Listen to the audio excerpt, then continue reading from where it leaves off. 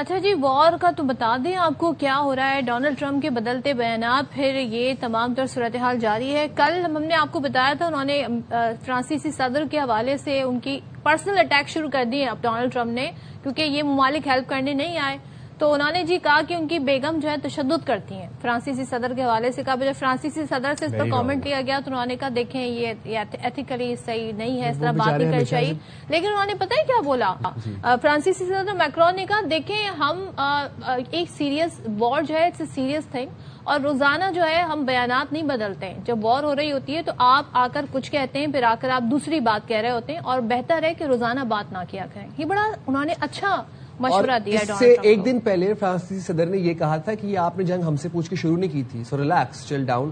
Also اب ہو کیا رہا ہے کہ پیٹ ہیکسٹ جو وزیر جنگ ہے امریکہ کے، انہوں نے اٹارنی جنرل پام بونڈائی کو انہوں نے فائر کر دیا ہے. اور ساتھ ساتھ ڈونلڈ ٹرمپ نے کیا حرکت کی ہے؟ ڈونلڈ ٹرمپ نے جناب اٹھا کے جو رینڈی جارج ہیں آرمی چیف تھے ان کو فائر کر دیا ہے. یہ اب سمجھ نہیں آ رہا کہ ڈیورنگ وار یہ اتنی بڑی بڑی سیکنگ کیوں کی جا رہی ہے. پام بونڈی جو ہیں وہ تو یہ جو ایپسٹین فائل میں تمام طرح معاملہ ہے وہ گورنمنٹ کا موقف پیش کر رہی تھی جوری کے آگے، تو بڑا ڈیفینڈ کر رہی تھی ڈونلڈ ٹرمپ کو. اس پہ انہیں بڑا کرٹیسزم بھی مل رہا تھا، لیکن اس کے باوجود دیکھیں کیا ہوا ان کے ساتھ. اچھا جی، ڈونلڈ ٹرمپ کہتے ہیں جی آپریشن ایپک فیوری مکمل اہداف حاصل کرنے تک جاری رہے گا. آئندہ 2 سے 3 ہفتوں میں ایران پر شدید حملے کریں گے. اگر کوئی ڈیل نہ ہوئی تو ایران کو، یہ پہلے بھی کل کہہ رہے تھے جی، پتھر کے دور میں پہنچا دیں گے. اور ڈیل کی ذمہ داری بھی انہوں نے ڈی جی کہہ رہی ہوں میں، جے ڈی وینس پر ڈال دیا. سوری. اور اگر ایران سے ڈیل ناکام ہوئی تو ذمہ دار جی، کامیابی ہوئی تو میں ہوں گا، ناکامی ہوگا. لیکن ایرانی آرمی چیف نے فوج کو حکم دیا ہے کہ امریکی فوج زمین پر آئے تو پھر کوئی زندہ واپس نہ جائے. امیر حاتمی نے فوجی کمانڈرز کو ہدایت کی ہے کہ امریکہ اور اسرائیل کی سرگرمیوں پر نظر رکھی جائے تاکہ کسی ممکنہ زمینی کارروائی کا بروقت جواب دیا جا سکے. اچھا جی، اب ذرا آپ کو یہ بتا دیں کہ دنیا اب نیا ہرمز کھلوانے کے لیے اسلام آباد کی طرف دیکھ رہی ہے، اور پاکستان کا بین الاقوامی سفارتی محاذ پر ایک کردار بھی سامنے آ رہا ہے. ایران جنگ میں مرکزی ثالث بن کے پاکستان سامنے آیا. رائٹرز نے خصوصی رپورٹ جاری کی ہے جس میں بتایا گیا کہ فیلڈ مارشل سید عاصم منیر نے تہران اور واشنگٹن دونوں کے ساتھ اپنے اثر و رسوخ کو انتہائی مہارت سے استعمال کیا ہے، جس کی بدولت اب دنیا مشرق وسطی میں امن کی بحالی کے لیے پاکستان کی جانب دیکھ رہی ہے.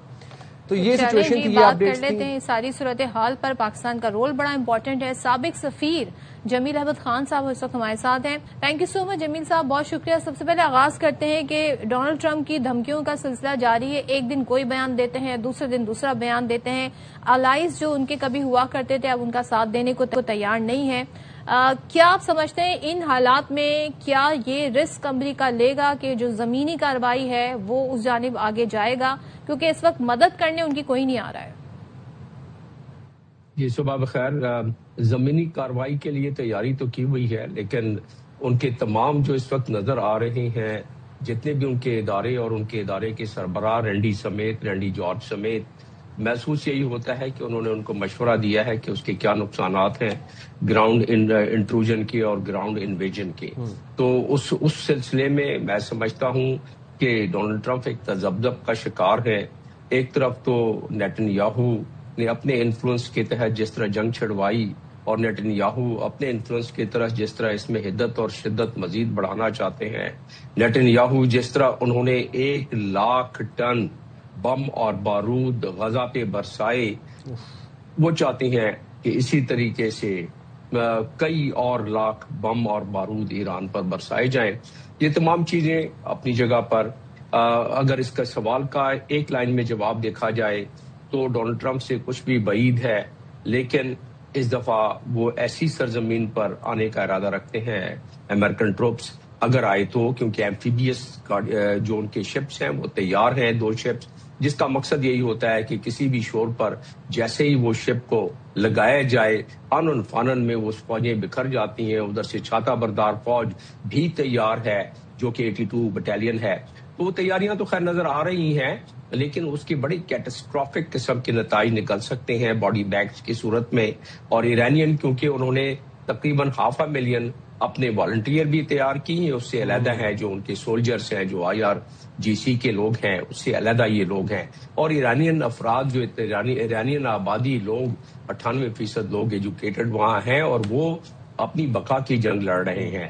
تو نقصان بہت زیادہ ہو جائے گا. جمیل صاحب، یہ نقصان تو بہت زیادہ ہوگا اگر تو بوٹس آن گراؤنڈ ہوتے ہیں، یہ بات تو اسٹیبلشڈ ہے، لیکن تھوڑی ذرا ڈیسیجن میکنگ ہمیں آپ سے سمجھنی ہے. خیر وہ تو کسی کو سمجھ ہی نہیں آئی ڈونلڈ ٹرمپ کے کیا بدلتے ڈیسیجنز ہیں، بٹ ڈیورنگ وار، ایک چلتی ہوئی وار، فل فلیجڈ وار کے بیچ میں وزیر جنگ پیٹ ہیگسیت جو ہیں وہ رینڈی جارج کو سیک کر دیتے ہیں. اس کے بعد Donald Trump attorney general Pam Bondi جو ہیں ان کو فائر کر دیتے ہیں.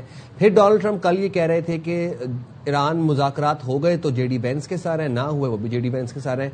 یہ ڈیسیجن میکنگ کیا ہے سر؟ چل کیا رہا ہے واشنگٹن میں؟ ذرا کچھ سمجھائیے گا ہمیں. جی، ڈونلڈ ٹرمپ کا یہ وتیرہ رہا ہے، اور یہ تمام ان کے بڑے بڑے اخبار امریکہ کے بھی یہی کہہ رہے ہیں کہ وہ ان کے بیانات میں اتنے زیادہ تضاد ہیں جس سے کہ اندازہ یہ ہوتا ہے کہ وہ دونوں سائڈ پر کھیل رہے ہیں. سوچتے ہیں کہ جس وقت چاہیں جو فیصلہ کر لیں، انہوں نے ہر بات کہی ہوئی ہے پہلے، لیکن اس سے دنیا پوری کنفیوز ہے. دنیا کی پوری اکانومی جو ہے پوری وہ تذبذب میں ہے. جب تذبذب آ جائے تو دنیا میں بہت زیادہ نقصان اس کا ہوتا ہے، معاشی لحاظ سے بھی اور فیصلہ سازی میں بھی. آپ دیکھیں کہ کل جس طرح کہ میں آتا ہوں اس بات پر، رینڈی جارج کے بات پر اور اٹارنی جنرل کے بات پر بھی، لیکن کل دیکھیں کہ جس طرح سیکورٹی کونسل میں ریزولوشن موو ہوئی ہے ہرمز کے حوالے سے، وہ بھی بہت اہمیت اور کلیدی نوعیت کی ہے. بحرین نے وہ اور جی سی سی کے بہاف پر وہ کیا ہے، اور اس میں کہا گیا ہے کہ فورس استعمال کیا جائے اس کو کھولنے کے لیے ہرمز کو، جبکہ فرانس اور باقی تمام ممالک کہہ رہے ہیں کہ نہیں، military action is not the solution.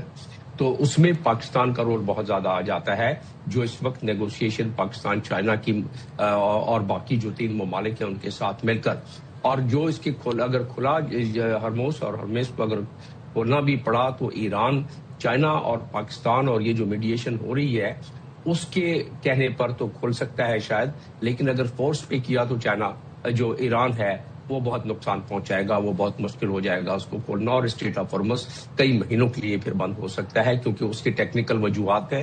آپ کہیں گے تو میں اس کو ایکسپینڈ کر دوں گا. آ جاتے ہیں دوبارہ جو انہوں نے اپنا چیف آف آرمی، آپ کہہ رہے ہیں کہ میں ایکسٹینڈ کر دوں گا. میں ایک سوال پوچھنا چاہتی ہوں جمیل صاحب، تھوڑا سا اگر آپ اس پہ روشنی ڈال سکتے ہو تو بتائیے گا کہ امریکہ کہتا ہے ہمارے پاس بہت تیل ہے، ہمیں ضرورت نہیں ہے.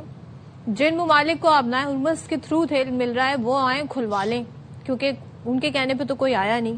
تو وہ ممالک جی کہتے ہیں جی ہم نہیں آ رہے، ہم اس طرح کا ایڈونچر نہیں کر رہے.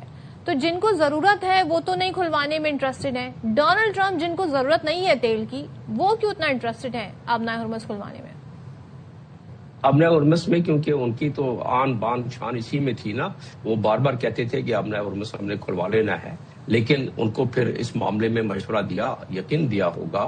اسی لیے تو رینڈی جارج جیسے لوگوں کو 38 برس کی پروفیشنل سروس کے بعد سیک کر دیا گیا ہے، کیونکہ ظاہر وہ اختلاف رکھتے ہوں گے اس میں، اور بڑے شدید اختلاف رکھتے ہوں گے. اسی طرح اٹارنی جنرل آپسین فائل کے بارے میں ساری باتیں وہ مان رہی تھیں، کوئی ایک آدھ بات پر اختلاف ہوا ہوگا.